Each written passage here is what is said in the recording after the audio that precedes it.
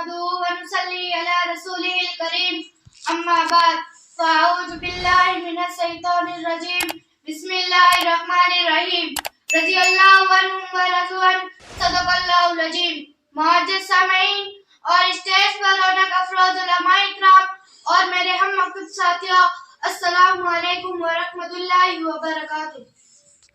حاضرین جلسہ، آج مجھے جس موضوع پر لفظ گشائی کرنے کا موقع ملا ہے اس کا عنوان ہے عظمت صحابہ. اللہ رب العزت نے اپنی عظیم کتاب کے اندر ایک مقام پر نہیں، دو مقام پر نہیں، 80 مقام پر نہیں، 100 مقام پر نہیں، بلکہ 750 مقامات پر صحابہ اکرام کی شان اور عظمت کو بیان کیا ہے. معزز سامعین، کون صحابہ؟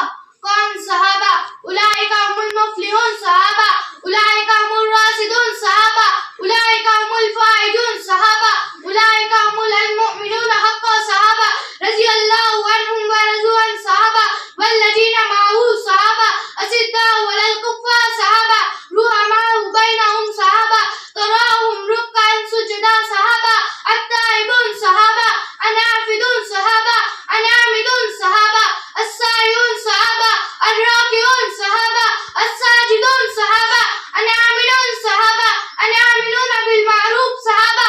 اٹھ کر بتاؤ، ہاتھوں کو لہرا کر بتاؤ، اگر میرا اور آپ کا نبی امیر ہے تو لشکر زرار کون؟ صحابہ. میرے نبی کی نمازہ کے گواہ کون؟ صحابہ. میرے نبی کی فجر کے گواہ کون؟ صحابہ. میرے نبی کی جوہر کے گواہ کون؟ صحابہ. میرے نبی کی عصر کے گواہ کون؟ صحابہ. میرے نبی کی مغرب کے گواہ کون؟ صحابہ. میرے نبی کی عشاء کے گواہ کون؟ صحابہ. میرے نبی کی صداقت کے گواہ کون؟ صحابہ. میرے نبی کی عدالت کے گواہ کون؟ صحابہ. میرے نبی کی سخاوت کے گواہ کون؟ صحابہ. میرے نبی کی شجاعت کے گواہ کون؟ صحابہ. میرے نبی کی امانت کے گواہ کون؟ صحابہ. معزز سامعین، زبان پر جب بھی مومنوں کا ذکر تاجدار آئے تو اس کے بعد تو لازم ہے کسی کے لیے 4 یار آئے. ابو بکر، عمر، عثمان، حیدر، صدیق اکبر وہ ہے جو زندگی کو اسلام کے نام کرے. فاروق اعظم وہ ہے جو عدل و انصاف کو عام کرے. عثمان غنی وہ ہے جس کے خون کو محفوظ قرآن کرے. علی گل مرتضی وہ ہے جو شجاعت اپنے نام کرے. اس کے بعد ایک سے اجازت چاہوں گی. یا الہی، آج تو صدیق سا ایمان پیدا کر.